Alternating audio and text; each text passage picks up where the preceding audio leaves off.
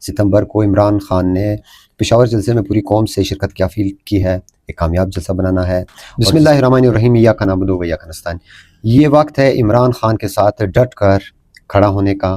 عمران خان صاحب جیل میں ہیں اور ہمیں ان کے لیے اتحاد، یکجہتی اور مسلسل مزاحمت کرنی ہے۔ یہ وقت عہدوں کا نہیں ہے، یہ وقت تقسیم کا نہیں ہے۔ پی ٹی آئی بلوچستان میں جس طرح سے عہدے بانٹے جا رہے ہیں، میں ان سے پھر درخواست کرتا ہوں کہ جب تک آپ نظریاتی لوگوں کو آگے نہیں لاؤ گے، جب تک آپ ان کو سپورٹ نہیں کرو گے، آپ چاہے جتنی بار تنظیمیں تبدیل کرو، ان سے کبھی بھی پارٹی صوبے کے اندر مضبوط نہیں ہوگی۔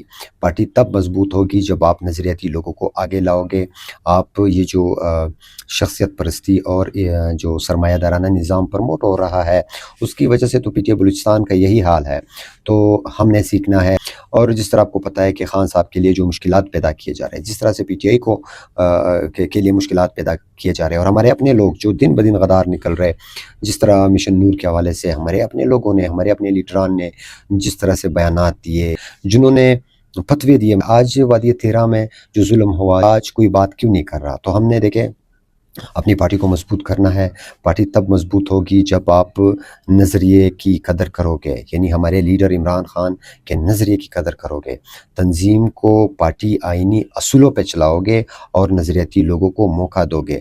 آپ جتنے بار بھی آپ کیبنٹس تبدیل کرو، اس کو اس کی جگہ لاؤ، اس کو اس کی جگہ لاؤ، اور یہ پی ٹی آئی بلوچستان کے کارکنان کو ہوشیار ہونا چاہیے کہ جس طرح سے پی ٹی آئی بلوچستان میں جو گروپنگ کے ذریعے جس طرح سے برسوں سے پارٹی کو دبایا جا رہا ہے، اپنے مفادات کے لیے استعمال کیا جا رہا ہے، ان کے ساتھ ان سے آپ نے ہوشیار رہنا ہے۔